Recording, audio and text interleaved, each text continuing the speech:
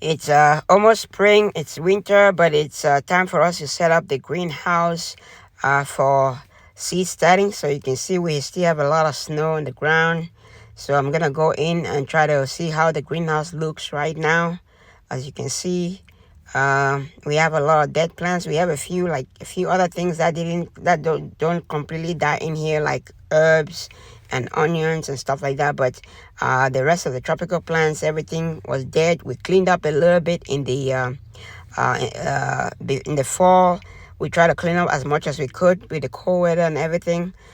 So we have a lot of cleanup to do to get the greenhouse ready to start our seeds. So let's get to it. Let me know in the comments below if you guys started your seeds already.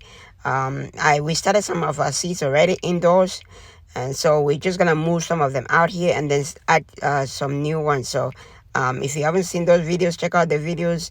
Some of the seeds that we started inside. So what I'm going to do right now is just trying to clean up as much as possible, take out the dead plants that we have in some of them that are left. We have quite a few of them that have some dead plants, and then try to combine some of the potting mix left into one of the big containers I have over here. I have some 30-gallon, a couple of 30-gallon containers and some big bags. So what I'm doing right now is just emptying, cleaning it up and empty as much of it as possible. So we're going to use this main shelf that I'm working on right here to start our seeds.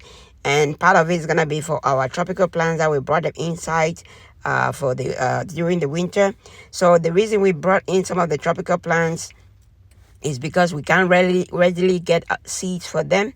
So we have to bring them inside over the winter, maintain them, and then in the spring, when it comes to spring or very soon, we're gonna cut them into use them as cuttings, and it's gonna provide us more plants for that same particular plant that we grow. So that's why we have them throughout the winter, and then we're gonna bring them in here and then continue growing. Some of them are gonna continue growing in their containers.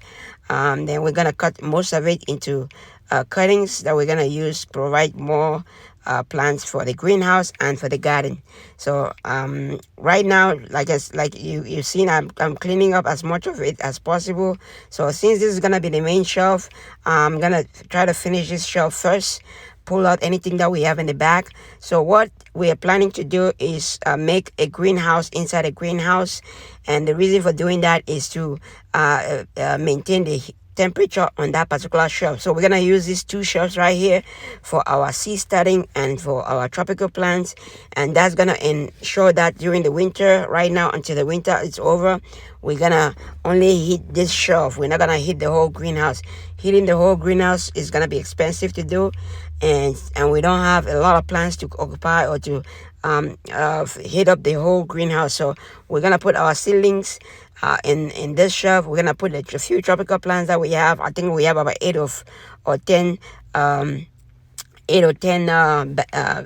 containers or pots or bags of plants that we're gonna bring over here. So we're gonna use these two shelves to maintain it in there, and then our seedlings are gonna go on one or mostly in the top, and then what we're gonna do is just cover it with plastic. I have some 4mm greenhouse plastic.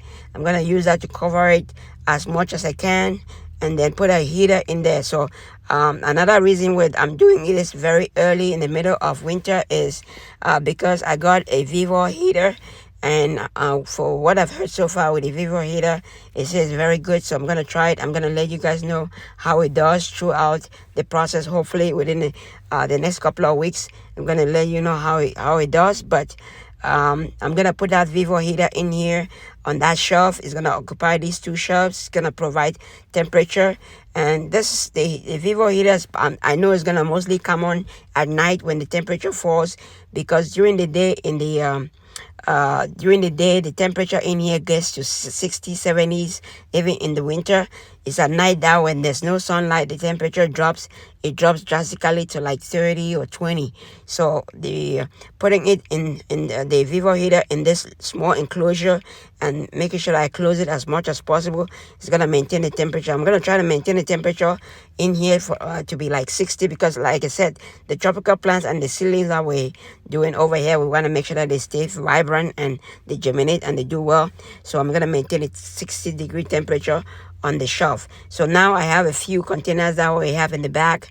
Those containers, we grew bell peppers in them last year, so we're just cleaning all of them out, making sure that we're able to go around the shelf, and when it comes time for us to cover the plastic, we still have to go around to be able to put the plastic all around. So we're done pulling out all the containers, at least most of the containers. We have a few over here that are left on the top over here, but we're done pulling out all the containers. You can see the amount of stuff that we pull. Some of it is outside, some of it is inside. This is a few plants that we're gonna leave these ones because there's stuff growing in these containers over here. I'm gonna leave these, but you can see we cleaned out everything, took out all the dead plants.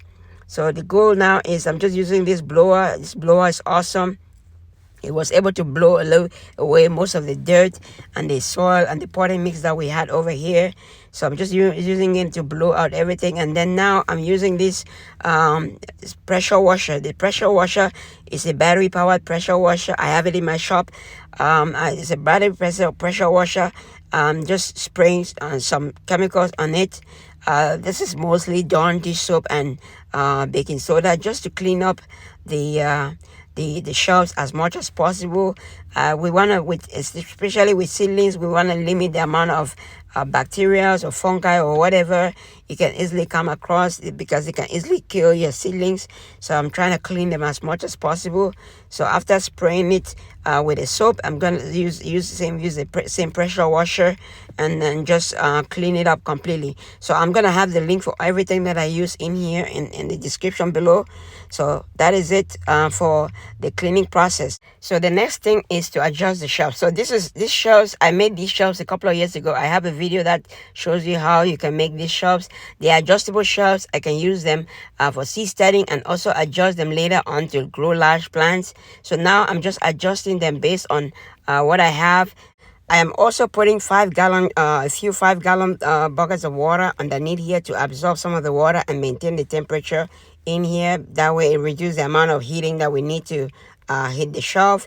Next is bringing in the plastic to set up the plastic and cover the whole shelf with the plastic. And the goal, like I said at the beginning, the goal is to make sure that we cover it completely, so that way there's not much air going in and out, so that it maintains the temperature as much as possible. Let me know in the comments below what you think about my process, the way I set up the greenhouse, the way I do my stuff. Let me know in the comments below.